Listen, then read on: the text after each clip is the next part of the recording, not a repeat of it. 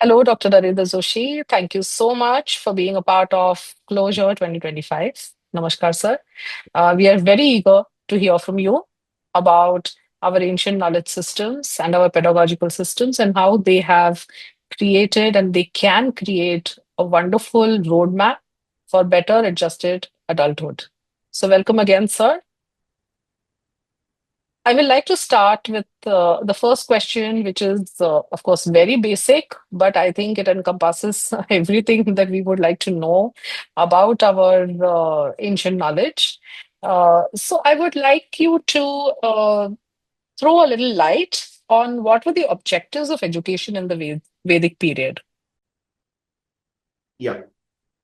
So, uh, I just like to first thank you for inviting me for this very important event.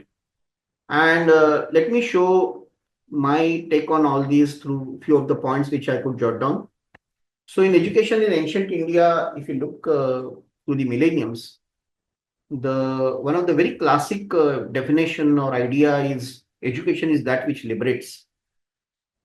One may ask then immediately, liberate from whom? Liberate from what? So we'll come to that. But Sa Vidyaya Vimuktaye, that's one of the classic idea. It comes from Vishnu Puran. Tat karma yatna bandhaya sa vidyaya vimuktaye ayasaya aparam karma vidya anya shilpa naipunam.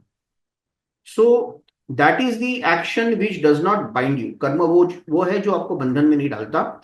विद्या वह है जो आपको मुक्त करती है. अन्य कर्म केवल श्रम मात्र है. अन्य विद्याएं केवल यांत्रिक निपुणता है. It's a classic Shilpa Naipunyam. Such a master, strokes they make in small words. All other education is going to be just Shilpa Naipunyam. It's just a mechanical, skill you have developed. You're not really got education. You got the sort of some mechanical skills to appear educated, to deceive people that you are very educated, but it's not the real one, because real one comes only when you are able to liberate yourself. So essentially liberating yourself from all types of prejudices, cliches, all types of things which are binding you. Because one of the classic and fundamental idea of Indian philosophy and darshana is that we are fundamentally divine. We are sparks of divine. Amrutasya putra. And therefore, putra means now putra and kanya both. Means it's a way to just say it. And because we are sparks of divine, because we are like that, so children of immortality. Upanishad say, the great Rishi says that listen to me, O children of immortal bliss. Shunvantu Vishwe Amrutasya Putra. So I have understood the truth and I want to tell that truth to all. That's the spirit of Indian culture and education, that I have understood the truth. I want to tell it to all. It's not for myself. It's not for my selfish something, I want to tell because that's the truth and everybody should benefit. So to liberate yourself from your small ego, from petty ideas, from desires, from your self-centeredness, to liberate yourself from all types of prejudices and associations which are going to bind you and make you unlimited, to make you infinite, because ultimately you are part of infinite and spark of infinite. You are Satyam Jnanam Anantam. So that's why Sa Vidyaya Vimuktaya. I think that's the great idea which has come for education. And this was essentially a knowledge economy, knowledge state, knowledge culture, knowledge driven culture. As it's said many places, one of the classic saying is Swadesha Pujyate Raja, Vidwan Sarvatra Pujyate. That means a king is getting respect in his own kingdom. Outside, nobody will ask him, if time will come when nobody will give respect to him if he loses the election. I mean, just to say lightly. But Vidwan Sarvatra Pujay, Pujyate means the person who is really intellectual, really educated in the right sense, he will always command respect from anywhere and every place. Another very good idea is coming from Panchatantra, where even Swami Vivekananda mentioned it, one of the great educationists from the modern times who has influenced me a lot.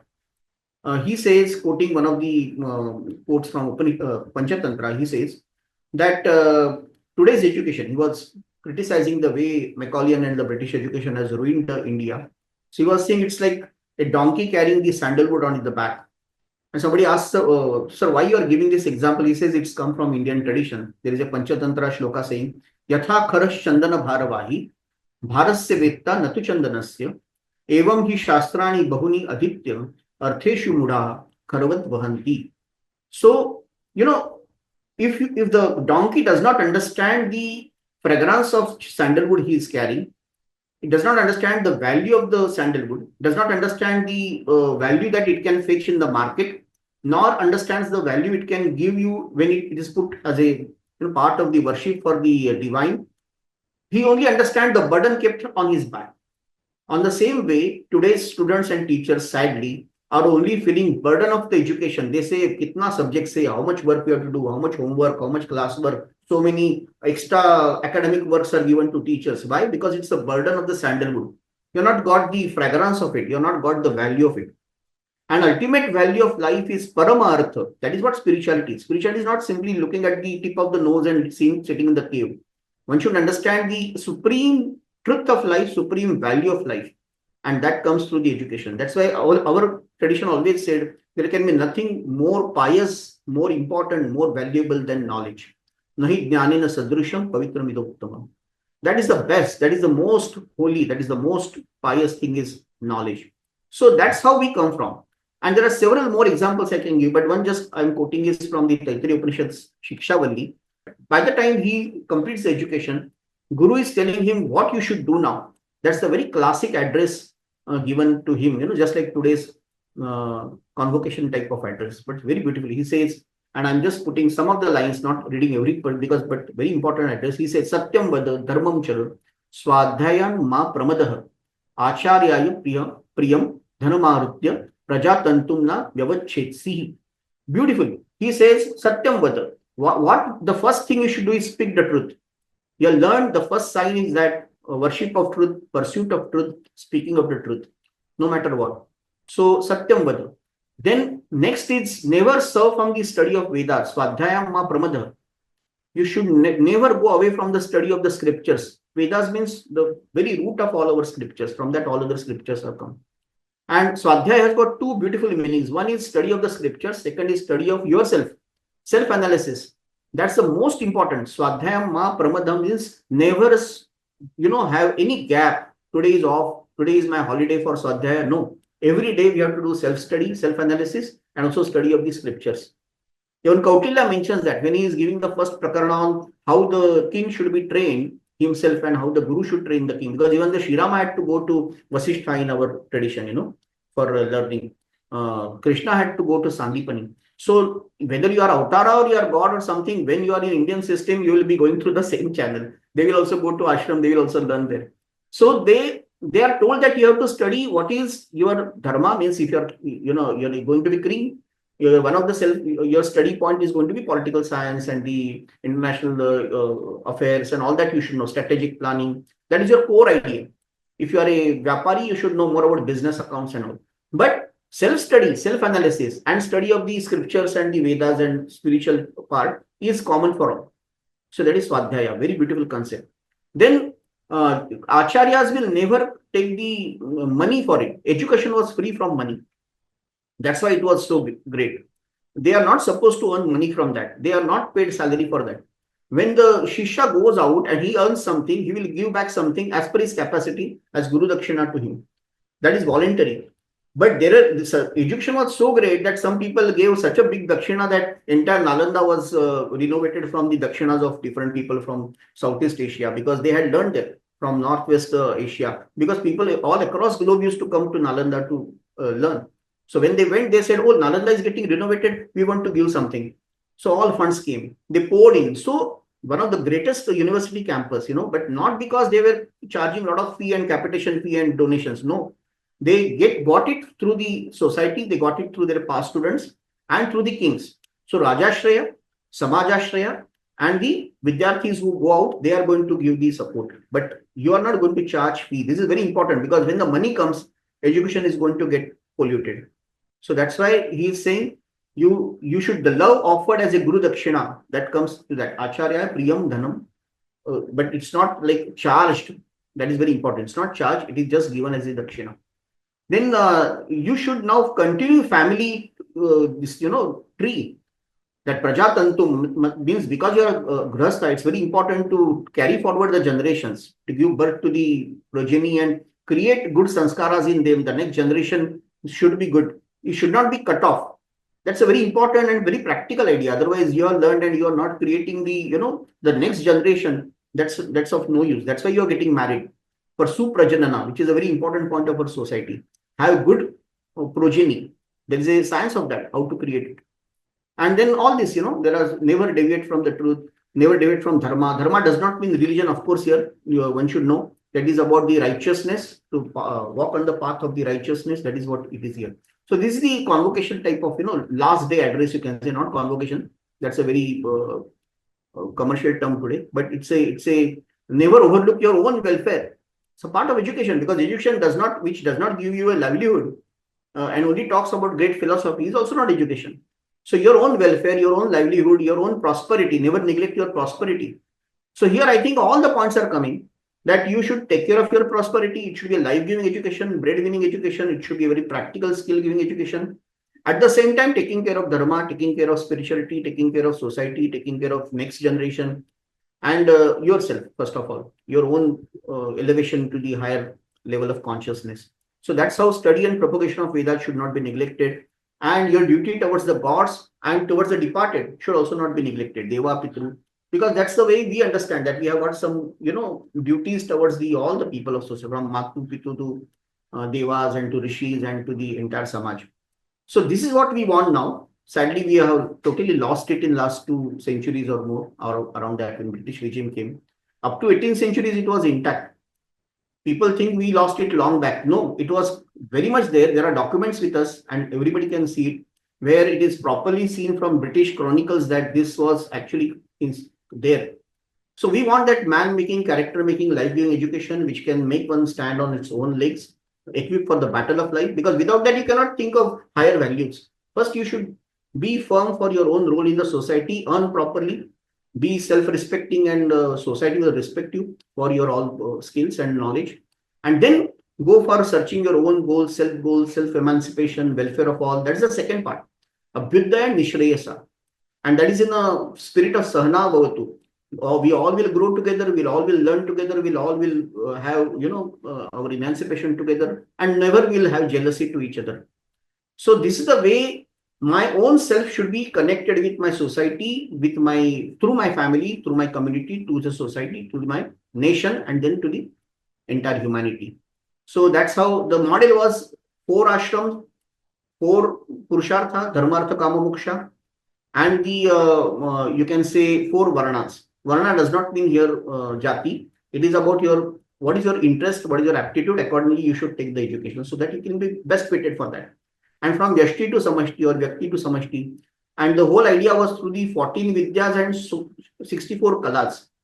The whole model was based on 14 Vidyas, 64 Kalas, 16 Sanskaras, and the triple matrix of 4 Purushartha, 4 Varnas, and the 4 Ashramas. Such a mathematically precise model, I doubt if anybody can replace with something else. Completely taking care of individual's greatness, possible manifestation of divinity, also making sure that environment, family, community, and nation and humanity also gets proper.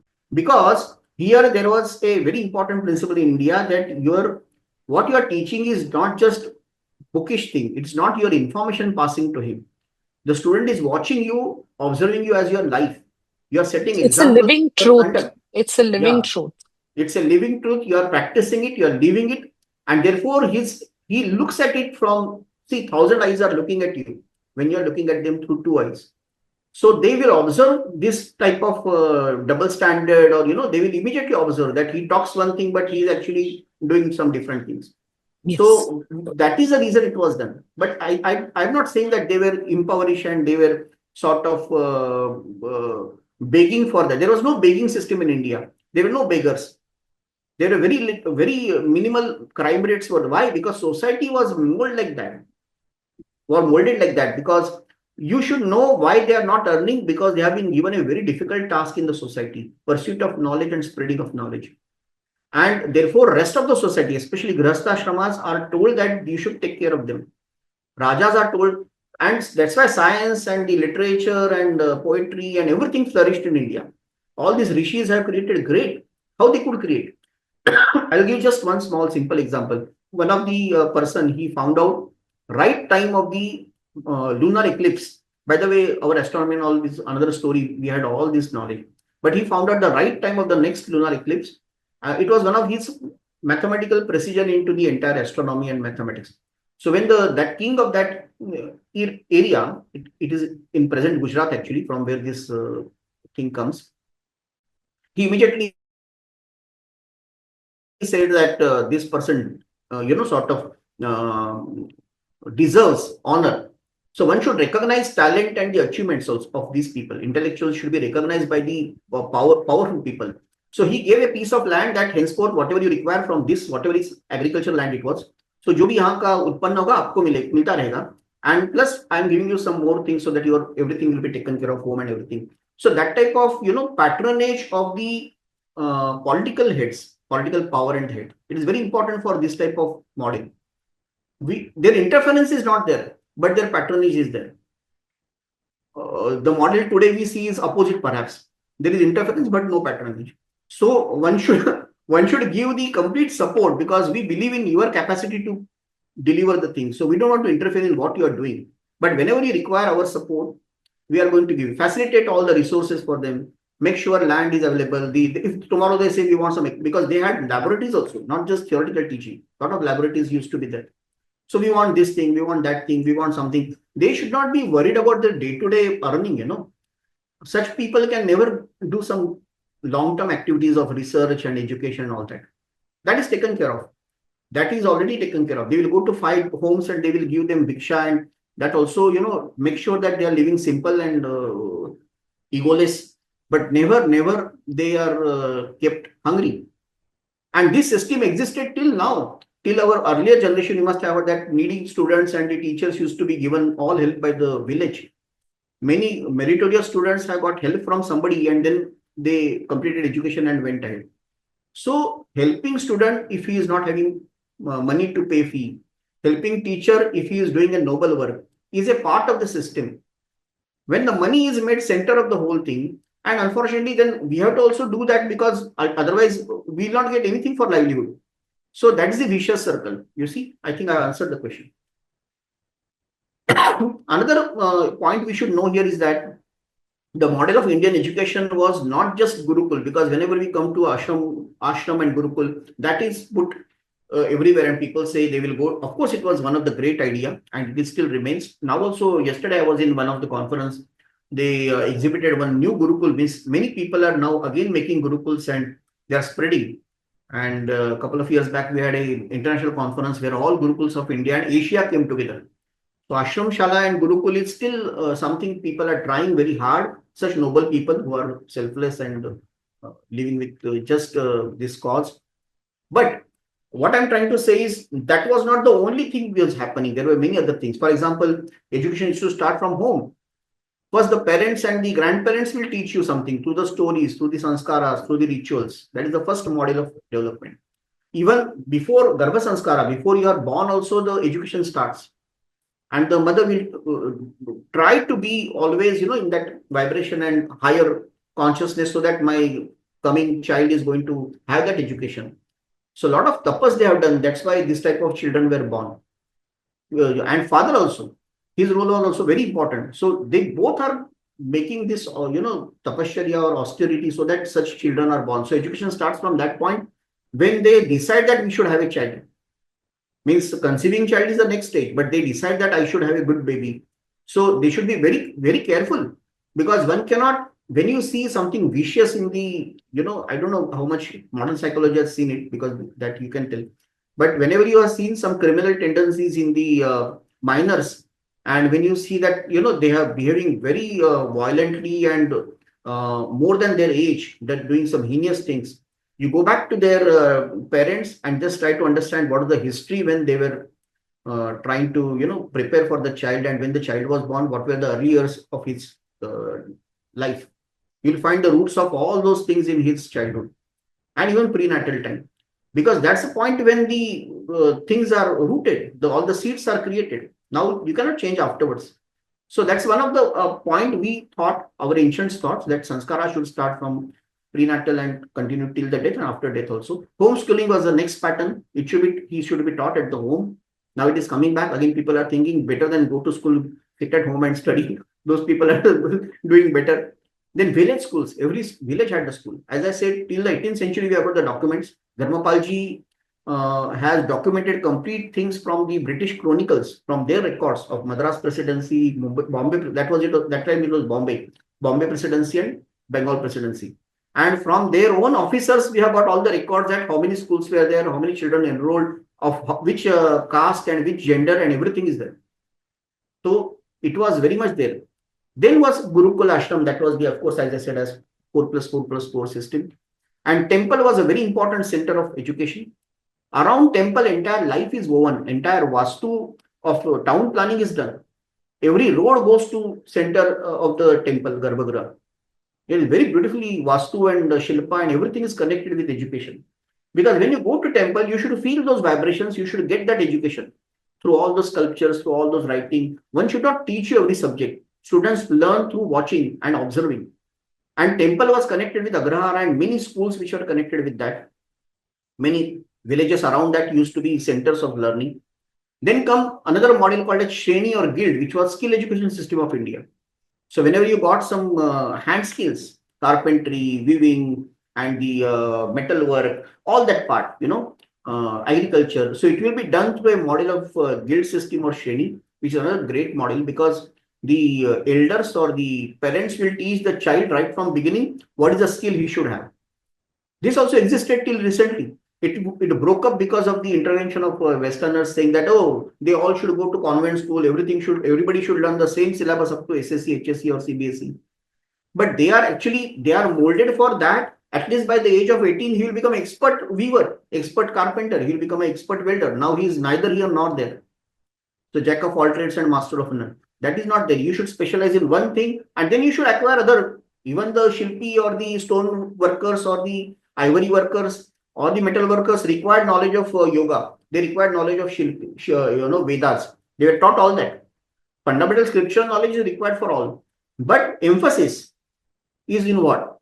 Those who are going to become researchers and teachers and that part, they will emphasize on that part. Those who are skill development people, skilled people, they will emphasize on the other part. So everybody should get what they want. Something should be common for all. But the importance given to different points should be different because their role in the society is different. Now, if you are a Kshatriya, if you are doing a warrior, you should also learn the weapons and weaponry and all that will be part of the education. But you will also learn scriptures, not that you will be unpad and you will simply do the Dhanurdhar. That is not, because even for becoming a good archer also, you require mantra knowledge, you require concentration, you require a lot of things in you.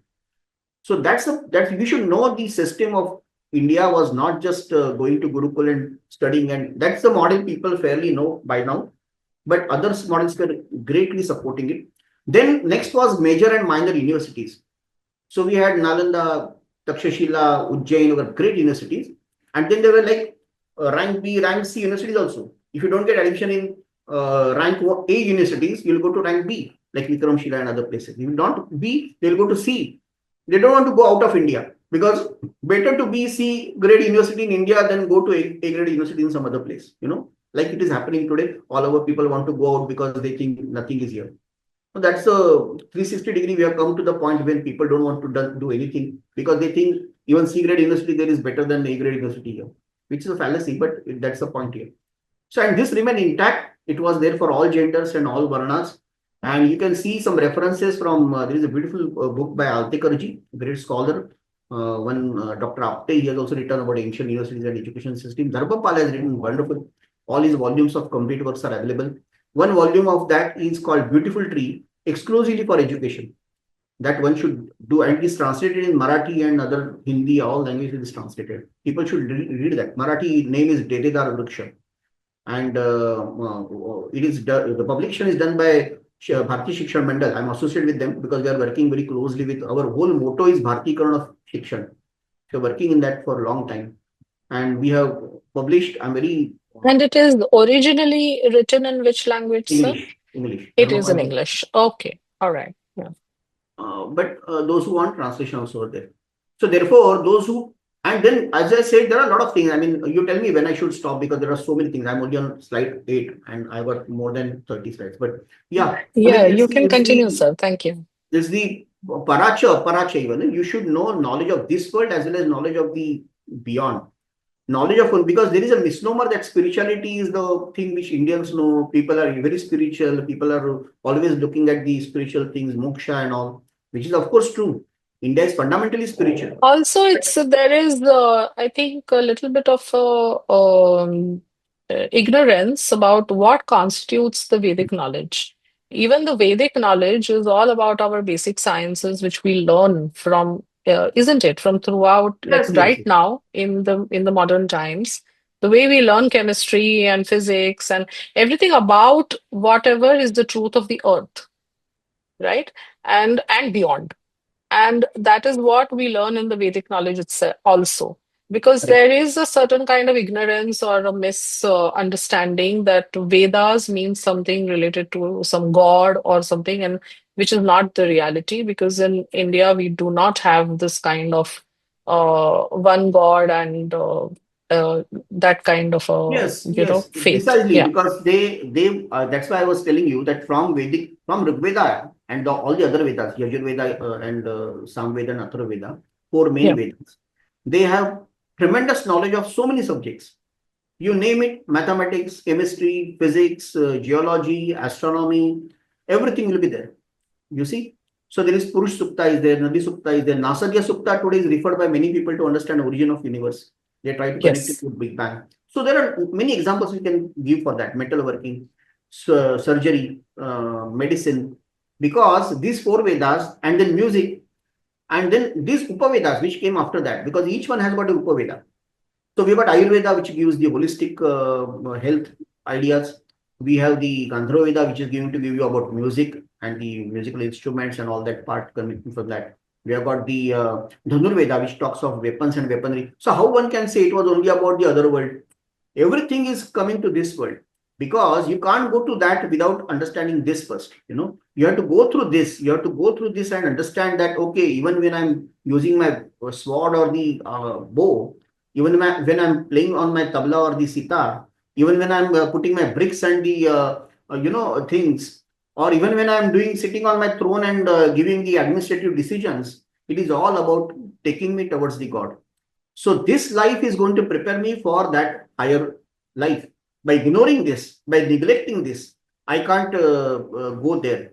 And that's the classic understanding from the Ishavasya Upanishad and many other Upanishads and Vedas are talking. They say that, uh, if you go to the higher knowledge without going for the lower knowledge, if those who go to only lower knowledge, neglecting the higher knowledge, enter into the darkness, but those who try to enter into the higher knowledge without even going to the lower knowledge, neglecting the truth of the lower knowledge, lower in the sense, I'm not saying lower and higher, I'm saying knowledge of the immanent and the knowledge of the transcendent, knowledge of the immediate and this life, and knowledge of the beyond and the transcendent life.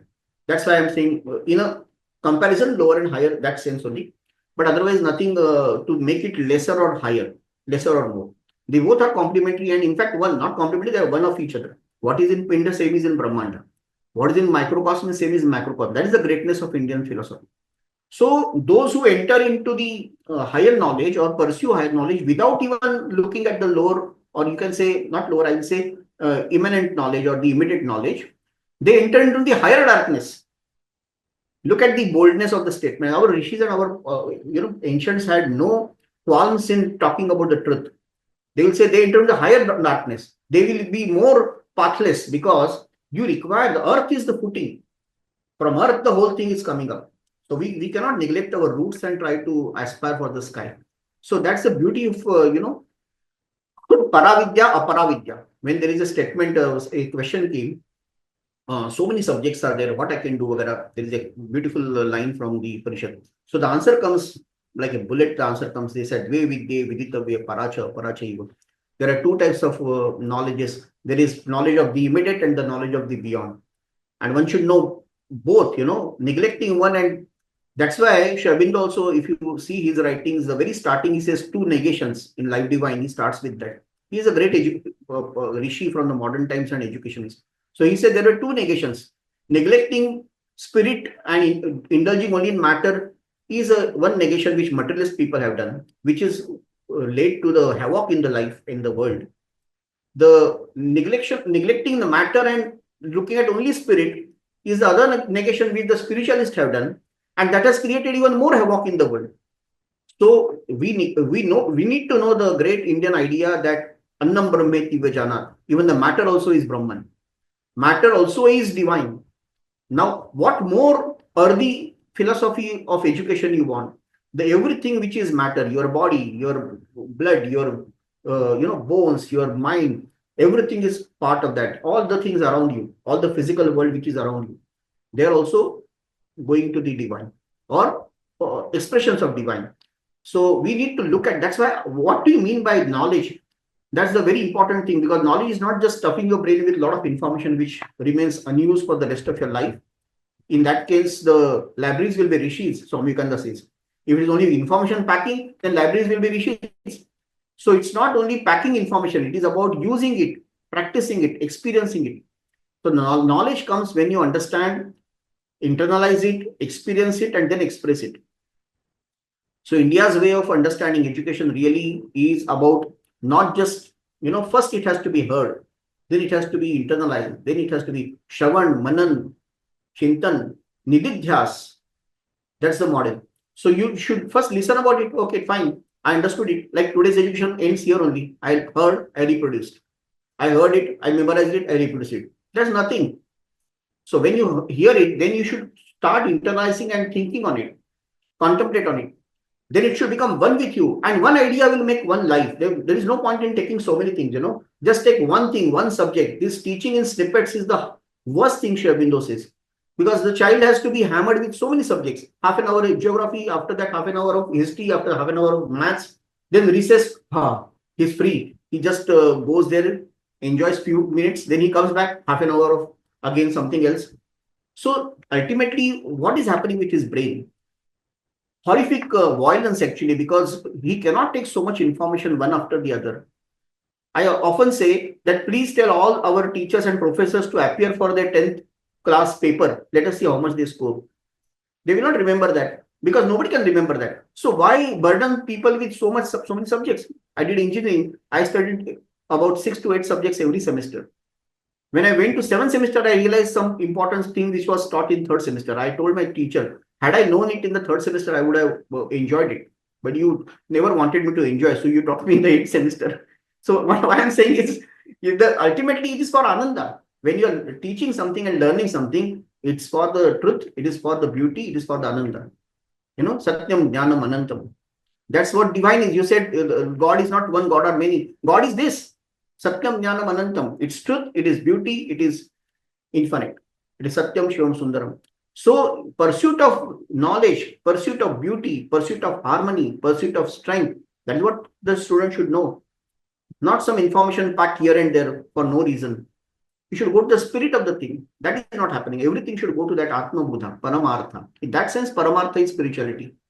Therefore, this 14 Vidyas, I will very briefly tell you, these are the 4 Vedas, Rigveda, Yajurveda, Samveda, Atharvaveda, the Upavedas, which I said are all about applications, Ayurveda, Dhanurveda, Gandharveda, Arthashastra, and the Sthapatya Veda, which comes with the knowledge of the your all architecture and civil and mechanical engineering, and all comes with that, and administration and polity economy, all comes there. What more you want for practical thing? Everything.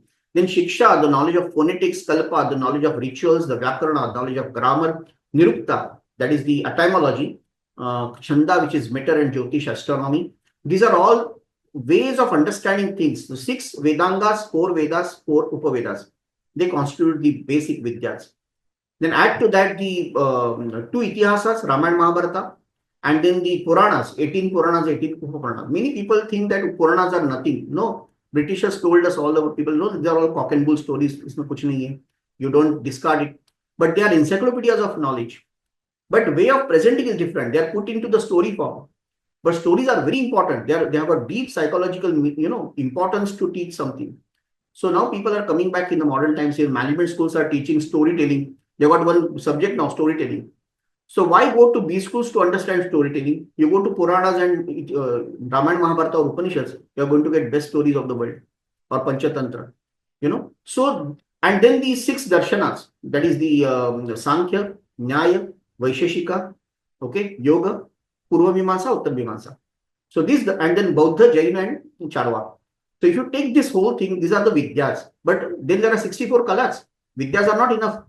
So that's why there is a beautiful combination of right brain and left brain in the modern vocabulary, all quadrant, all level, all quarter teaching and learning process. One should learn from all the points, all the quadrants, all the levels, right brain, left, forget it. Rajasthani only talk of right and left. We are talking of right, left, right upper, right lower, right front, left front, everything. What you want, all parts, all quadrants. So 64 kalas should be with the 14 vidyas, 14 vidyas. Very important. 64 kalas, if you just take a cursory view, Gita Vidya, art of singing, Vadya Vidya, playing instruments, Nritya Vidya, dancing, Natya Vidya, theatricals, and then art of painting on face and body. We think it's very modern. No, it was ancient. Face painting and body painting. Then the Tandula Kusuma, the preparing offerings from rice and flours. It's a kala. Art of making and covering flowers on the bed. So what we teach in hospitality to students today, how to prepare bed. It's a kala. So everything is important. Every small thing is important. And if you go through this list only, Chitra Yoga, practically applying admixtures of colors, Udaka Vidya, playing on music in water, art of covering the bed, the art of playing on flute and small drum, art of making solving riddles. Riddle making and riddle solving is a kala. One should know that. And kala stays with you. Kala gives you the ananda. Art is very important for Indian education. Shastras are important, Vidya is important, but art is extremely important because art And opens the gate. all these 64 forms of art are also those pointers which point towards certain kind of cognitive development in different parts of the Absolutely. brain and the neurological system. So, I mean, Absolutely. at That's how they some are other created. point we can, yes, that is how they are created. So Yes, that that is is how they true. should be, that they are 64 colors, and they all, like, list will go on. And we are surprised to see the spectrum they have covered. Like art of playing with dice or magnet. That's also a color. Art of specific ways of playing Yuta. Or the art of awakening master with the music at the dawn. Art of designing a literary work or medical remedy. Art of practicing builder of shrines after you are called for it. I mean, so many things are there. It's not art means just not as we today understand drama, dance, and music, which are well-known arts, painting and sculpture. But there are so many small, each act of your life should be an art. You should not be artist when you are playing an instrument or singing or drawing and something. You are artist when you are taking every breath, when you are breathing, when you are living. Vinobaji has said very beautifully. He says that even when you are peeling an banana, it should be done very aesthetically. When you're cutting lemon, it should be aesthetically. When you're brooming floor, it's aesthetic. Because kala, it's a state of mind. I may not be an artist, but I should be rasika. I should know what is art. That's why India is all about raso vaisa. God is described as one who is rasa, navarasa. So he and Rasika is the one who understands this aesthetic sense of anything. When I look at something, when I hear something, I should know that aesthetic sense of it. Then I will know the science of it. But first, it will appeal to my senses. So sensory education is very important. Education at that level is important. You should develop your senses to get that type of artistic sense. Otherwise, it will go to the other side. Vulgarity, it will go. It will go to something because sense otherwise will take something they require to take. If you don't train them to take right things and great things, they will all take something else. So that's why art education is very important. And art is just, I'll give a small quote from him. He says that art is opening doors to the divine. It's a gate to go to the higher consciousness. Sometimes what a scientist cannot do, what a mathematician cannot do, artist does very easily. I experienced it. When I'm talking all this, it's my experience I'm speaking about. Because many times when I was discussing some very technical things, very difficult things, not understanding the mathematical jugglery of it, and then I thought, my God, I was in Northeast and I was working on very complex projects of research, not getting anywhere. And I just took a blank paper and started drawing on it. The way my drawing got completed, I got entire thing solved in my mind. I was wondering from where that came. Then I read this our great people, and they said that it's the door of intuition which opens. So students should be taught art from a very serious point of view. Today, art is taken as a very neglected subject. Even when the art period or the painting or all that drawing period is there or music period is there, The other teachers say, we want to complete our portion. Can you just cancel your class because this is more important from exam point of view? There is only grade for that. Here there are marks involved. They will get their marks for going ahead. So we are neglecting playgrounds, we are neglecting the music rooms, we are neglecting the painting rooms because we want to teach them science and maths.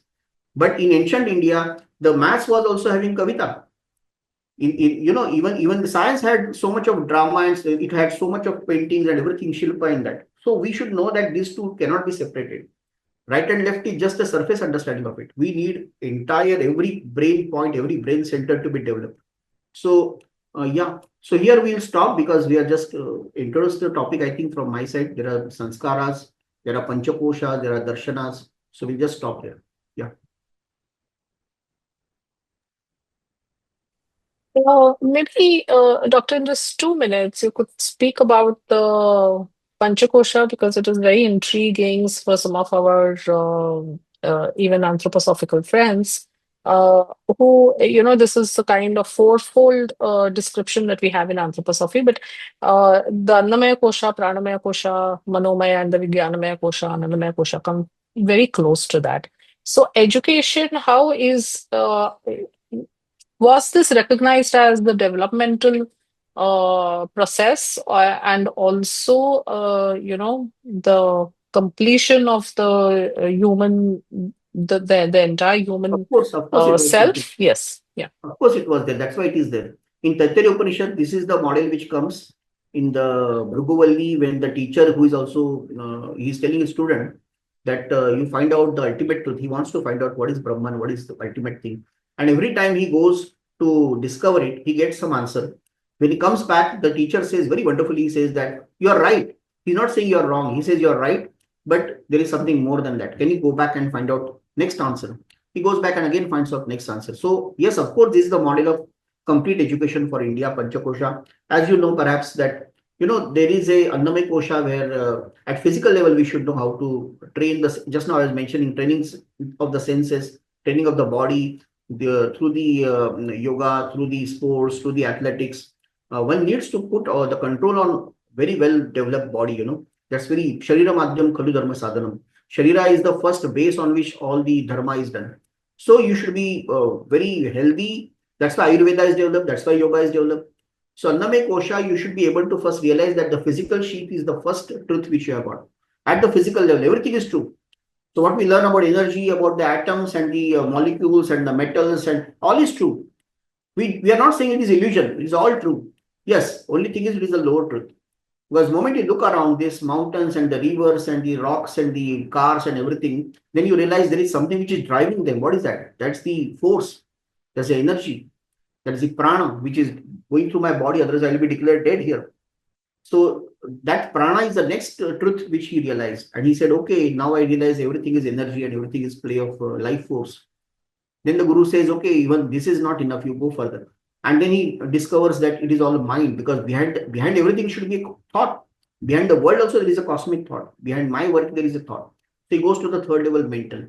Modern world or modern science has come up to only this level. And we mistake that we have gone to all. No, we are not gone because science also is struggling how to go beyond the mind.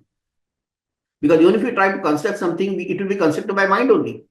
So unless we go beyond the mind, our efforts are also going to become, superficial or sort of complete, incomplete because of that. So Manomaya Kosha is where the whole thing is, Manaiva Manushyanam.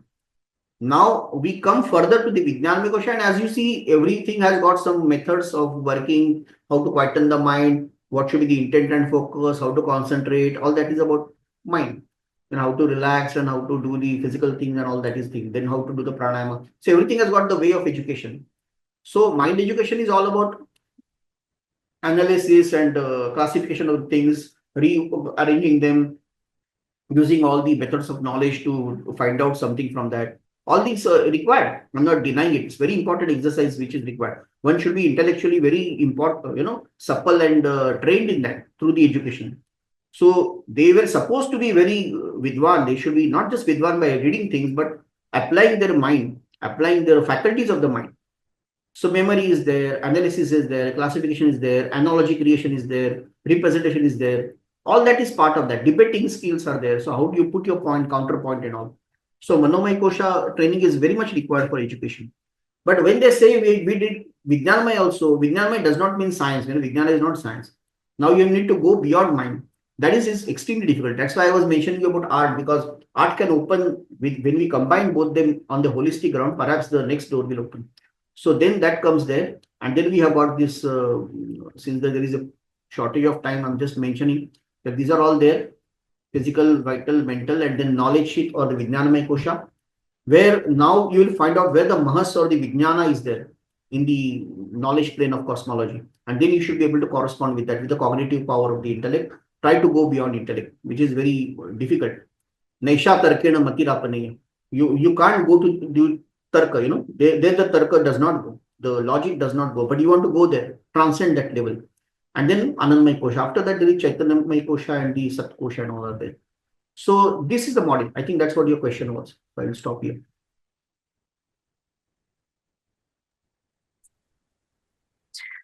Thank you, sir. Thank you so much for all this information. Of course, the time that we have for you is has been much less as compared to the knowledge that you already possess, and we will love to keep on having these sessions by you through Opera. Thank you so much for being a part of Closure 2025, and we are Thank very you. happy to have you here. Thank, Namaskar. thank you so much.